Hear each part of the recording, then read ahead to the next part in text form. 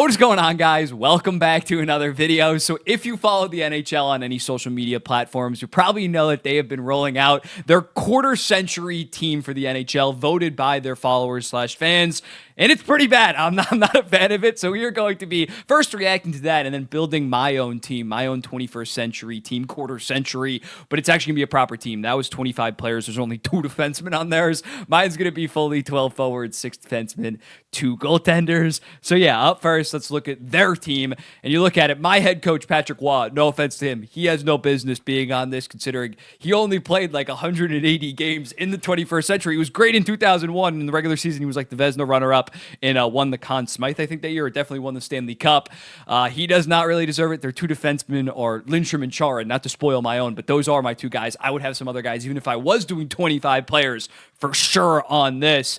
Austin Matthews would not be on mine. He's not going to be on mine. Spoiler alert there. I hate to be this guy. Rest in peace to Johnny Gaudreau.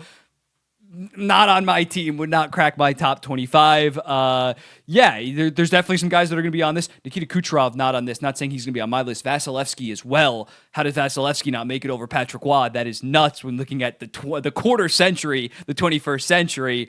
But yeah, we're going to go through it now. Let's not waste any time. And up first, these are like the no doubts for the forwards. I don't know how you can argue against this. Nathan MacKinnon, after yet another great regular season, got his first Hart win last season. Basically has been a consensus top 3, probably top 2 player in the NHL since 2018, and now has the Hart War after last year as well as the Stanley Cup. Connor McDavid, 3 Hart trophies, 5 Hart Rosses. Probably the most talented player of all time. He deserves to be on this. Alexander Ovechkin, the greatest goal scorer of all time, 9 Rocket Richards. Sidney Crosby, no shit. Joe Thornton, as soon as he got to San Jose, was arguably the best center in the NHL for a while there. Won a Hart, had like 127 points back in 2006. And even later on, I think he was like a Hart, top 5 in the Hart at like 38 or 39. He was crazy. And then Evgeny Malkin, in my opinion, one of the most underrated careers of the 21st century for like a Hall of Famer. No shit. Everybody knows he's a Hall of Famer, but Hart winner, 2-time Hart Ross, 2 other times being a Hart finalist. And even nowadays he has a shit ton of game. We're going to go over that top row, the next 2 names. I have Leon Draisaitl after this. Before this season, probably would not crack this, but this year was probably the best just player in the NHL, best skater at least. Connor Hellebuyck in net obviously was great too, but he was awesome. So you stack on top of 2019, 2020, he wins the Hart Trophy. Since 2018 when he had 50 and 50 or 55 and 50, I think it was, has been a top 5 player in the NHL. Playoffs, performs there as well. I think he deserves it. Maybe not the longevity of some other guys he would put here, but in terms of a 7 to 8 year peak, I do care more about the peak than, say, the longevity. I think Draisaitl deserves it at this point. Same thing basically goes for Nikita Kucherov. Really broke out back in 2017, 2018, and the 2019 season, 128 points. And since then, he's been a consistent, 120, 125 point pace guy. Although recently in the playoffs, it hasn't been that pretty. This guy was the best player on their best skater at least on their Stanley Cup teams from 2020, 2021. It's crazy he didn't make this fucking team. Again, looking back to this, what are we doing? I get Sakic has a better overall career. Timo Solani has a better overall career, but in the 21st century, no. Kucherov definitely should be potentially cracking this. He's in my top 12. Next up, we got the second tier, and we got Patrice Bergeron and Patrick Kane. When looking at Patrice Bergeron, pretty self-explanatory. 6-time Selke winner, the most in the NHL history, and he deserved those Selkes, and arguably should have won 7 or 8. He was fantastic defensively while still being a point-per-game guy.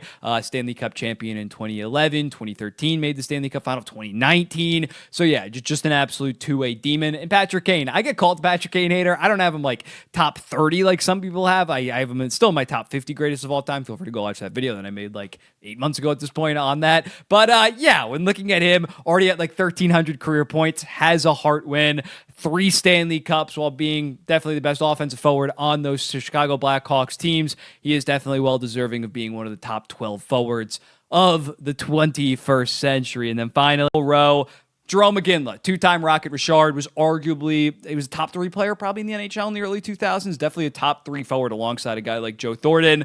Yeah, he was awesome, and he had really good longevity. I think he finished with 1,400 career points. He definitely deserves, although some of his career did take place in the 90s, I believe. Most of it, the prime years, were in the 2000s. He deserves to be on this. And Pavel Datsyuk, basically like Patrice Bergeron, one of the best two-way centers of all time. He had a higher offensive floor Then Bergeron scored 97 points multiple seasons in the 2000s, when there was lower scoring, on top of winning 3 Selkies.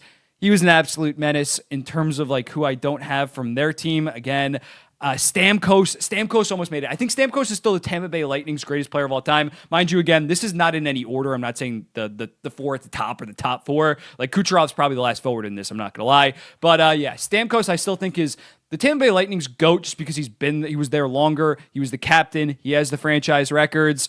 But I think Kucherov, you know how team GOAT versus all-time, who's the greatest of all time? It is a different set of criteria. I think that makes sense. Looking at not only Steven Stamkos, who would be my 13th guy here, Jonathan Toews, if he didn't have those like immuno problems that kind of derailed his career towards the end, he definitely could have ended up here. But considering he's basically retired at this point, did not quite have the longevity and did not quite have the offensive ceiling of some of the guys to justify a spot within this. Martin St. Louis had a little bit of a later start to his career. Insane 5 to 6 year prime, won 2 Art Rosses, won a Hart Trophy, but I can't quite put him on here. And Anze Kopitar, nuts longevity. The prime just wasn't quite on the same level as these guys, at least offensively. One of the better two-way centers of his generation, but not quite to the level of like a Bergeron where I got to put him on this.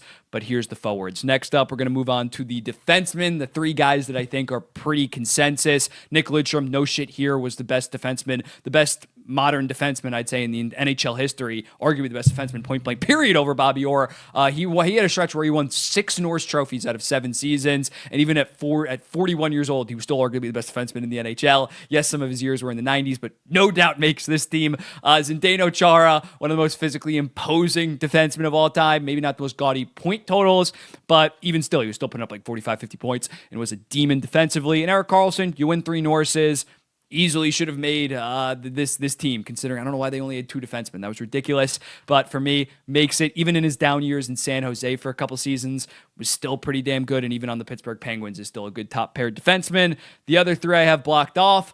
Duncan Keith, 2-time Norris champion, 3-time Cup champ, won the Conn Smythe. I believe 2015 was when he won the Conn Smythe.